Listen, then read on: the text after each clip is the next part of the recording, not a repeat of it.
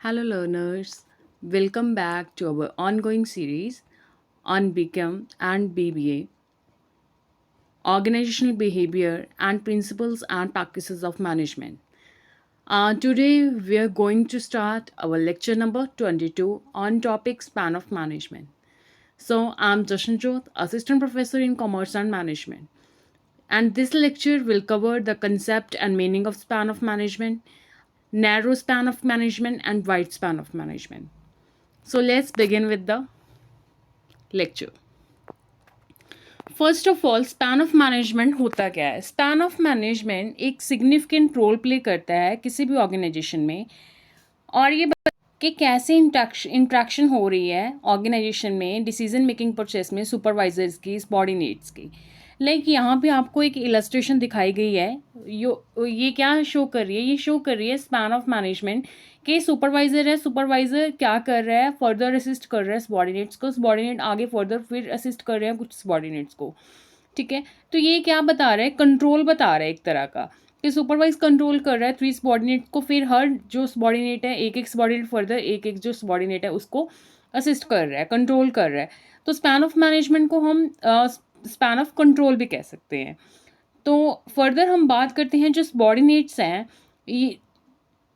ये क्या कर सकते हैं? ये पर्सनली डायरेक्ट भी कर सकते हैं बाय सुपरवाइजर और an administration, that is termed as a span of control.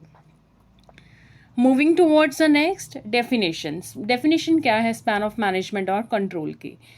Span of control means the number and the range of direct habitual communication contacts between the chief executive of an enterprise and his principal fellow officers.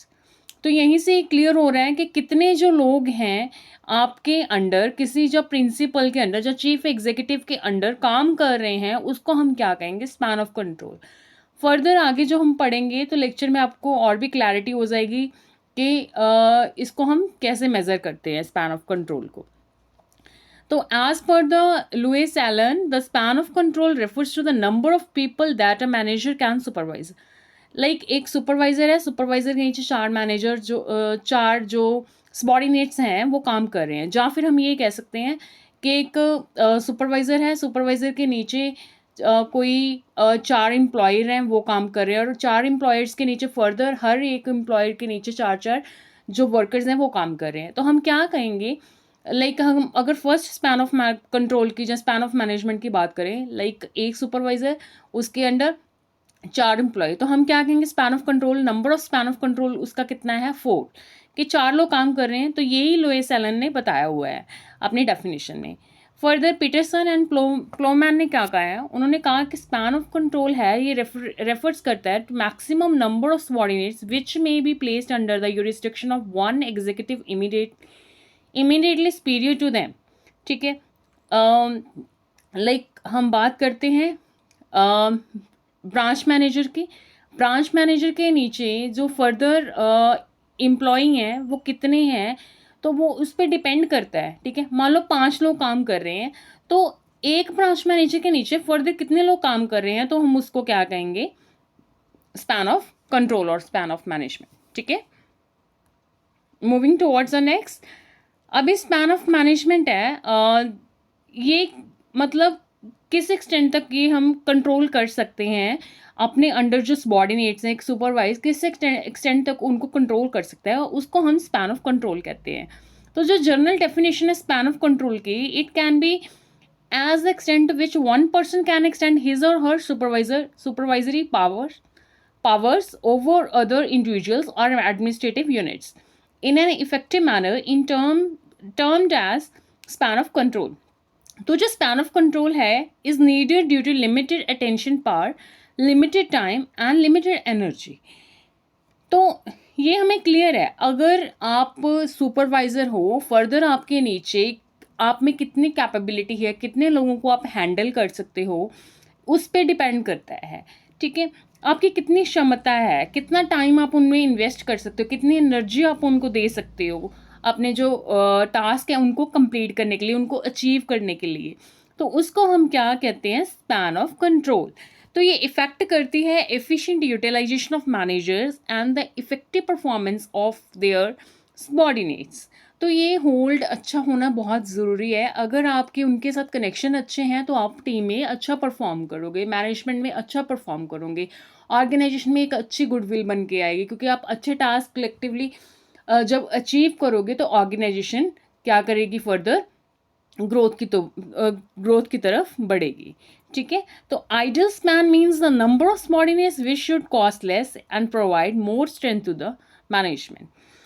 तो अगर अच्छा होगा तो जो management है उसको और ज़्यादा स्ट्रेंथन करेगी, ये स्पैन ऑफ मैनेजमेंट और कंट्रोल।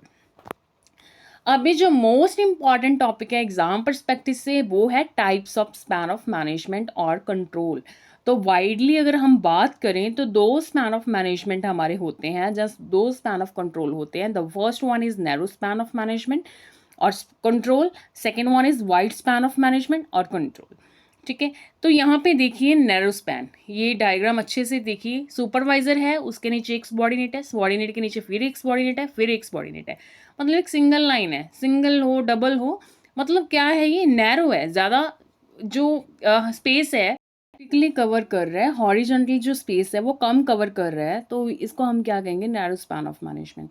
तो वहीं पे हम दूसरी तरफ बात करेंगे वाइड स्पैन ऑफ मैनेजमेंट की। ये देखिए ध्यान से, वाइड स्पैन ऑफ मैनेजमेंट, तो यहाँ पे जो एरिया है ये देखिए ज़्यादा कवर करा है, यहाँ पे कम, तो जब कम करा तो वो हो गया नैरो, और यहाँ पे कवर कैसे कर रहा है वो, वर्टिकली।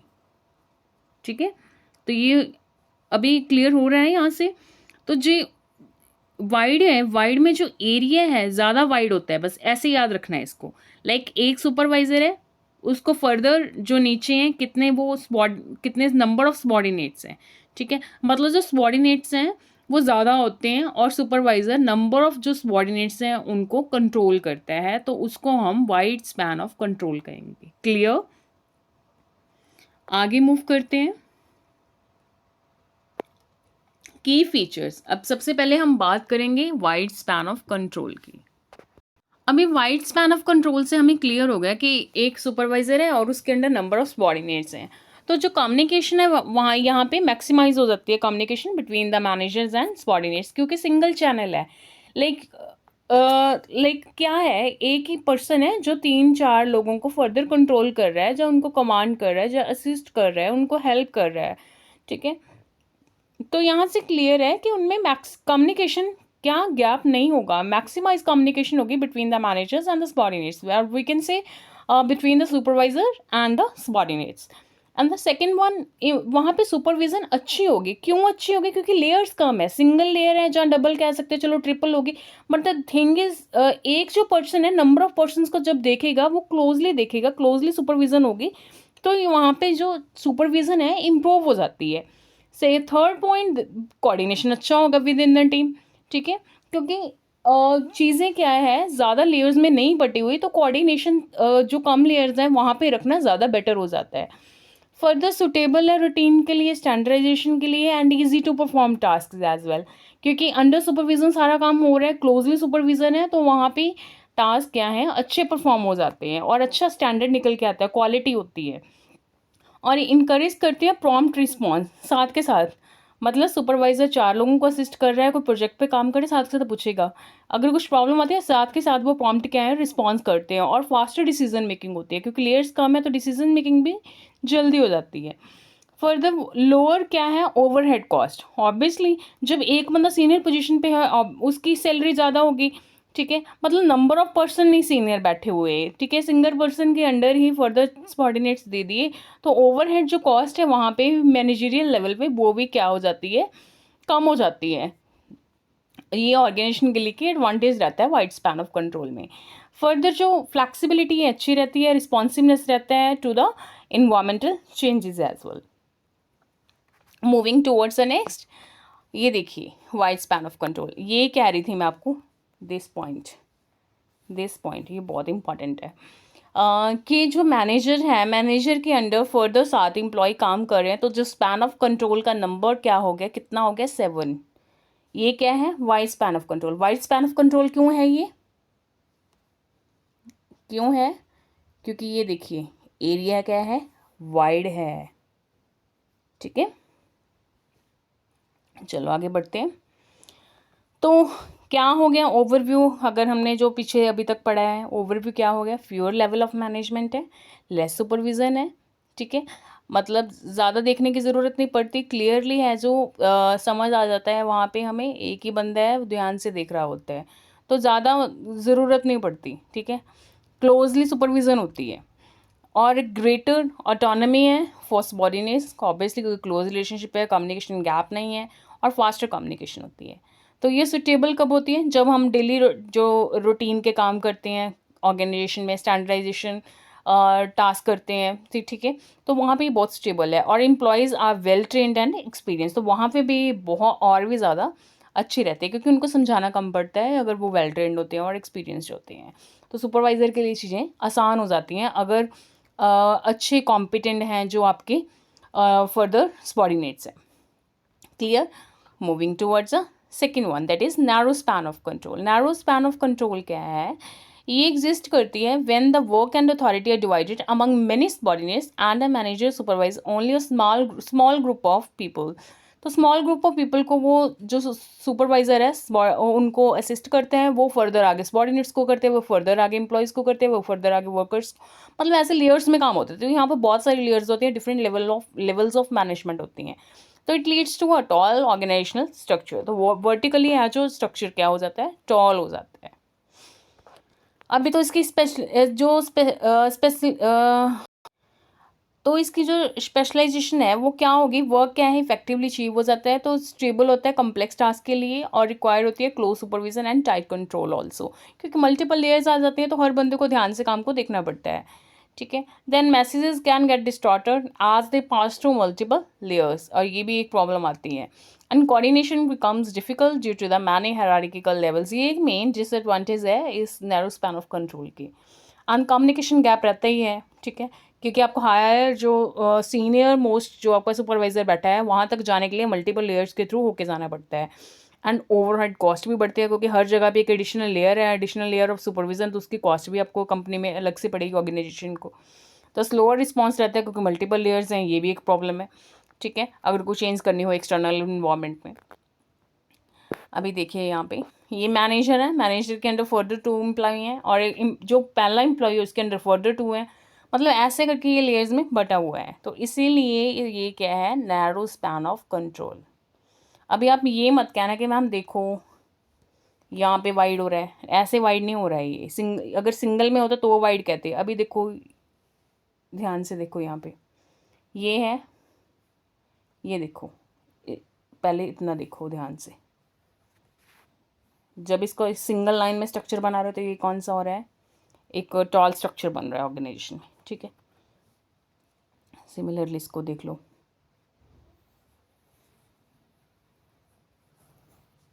क्लियर। अभी चलो आगे करते हैं, इसका ओवरव्यू लेते हैं। मल्टीपल लेवल्स ऑफ मैनेजमेंट के होते हैं, क्लोज सुपरविजन होती है हर लेवल पे, ठीक है, हर लेवल वाइज बात करें तो वहाँ पे क्या है, अच्छा कंट्रोल होता है, मोर अपॉर्चुनिटीज़ होती हैं प्रमोशन की, ये भी एक बात है, क्योंकि अगर एक लेवल पर अच्छा परफॉर्म करो तो आप उसके ऊपर चले, तो मल्टीपल लेवल्स हैं तो अपॉर्चुनिटीज़ बढ़ती हैं। और स्लोअर कम्युनिकेशन है, और डेफिनेटली स्लोअर कम्युनिकेशन होगी ही क्योंकि मल्टीपल लेयर्स हैं एग्जिस्ट कर रही हैं वहाँ पे। तो सूटेबल कहाँ पे है, वाइड स्पैन ऑफ कंट्रोल है जो मोर इफेक्टिव है, कब है, जब जब क्या है एम्प्लॉयज़ आर कॉम्पिटेंट हैं और एक्सपीरियंस्ड है, ठीक है, and workers prefer minimal supervision, तो वहाँ पे तो वो चल जाएगा। पर नैरो स्पैन ऑफ कंट्रोल कब होता है, जब क्या है टास्क थोड़े सिमिलर हैं, रेपिटेटिव हैं और वेल डिफाइंड हैं, ठीक है, और क्लोजली हर लेवल पे आपको सुपरविज़न मिल रही है, तो वहाँ पे ये सूटेबल होगा। क्लियर।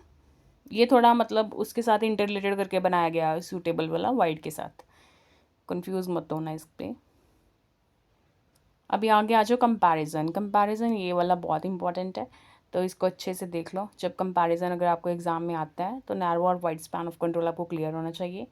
सबसे पहले आप लेवल ऑफ मैनेजमेंट याद रखना। तो नैरो में लेवल ऑफ मैनेजमेंट क्या है, मल्टीपल है, ये याद आए, और वाइड में कम है। सुपरविज़न वहाँ पे नैरो में एक ही याद रख लो, दूसरे के बस ऑपोजिट आएगी। हाँ, ऑपोजिट हर केस में ऑपोजिट आएगी, ठीक है। तो यहाँ पे क्लोज सुपरविजन होगी, वहाँ पे नॉर्मल चलेगी। और यहाँ पे कॉस्ट हायर होगी क्योंकि हर लेवल पे एक सीनियर बैठा हुआ है, तो ऑब्वियसली उसको कॉस्ट अलग से पड़ेगी। तो वाइड में क्या है, लोअर होगी। डिसीजन मेकिंग यहाँ पे स्लोअर होती है, वहाँ पे फास्टर होती है। यहाँ पे कम्युनिकेशन लेंदी होती है क्योंकि स्ट्रक्चर है वर्टिकली और टॉल स्ट्रक्चर है तो लेंदी होगी, इससे याद रखना। और वाइड स्पैन में क्या होगी, क्विक होगी। ठीक है, दैट्स ऑल फॉर टुडे।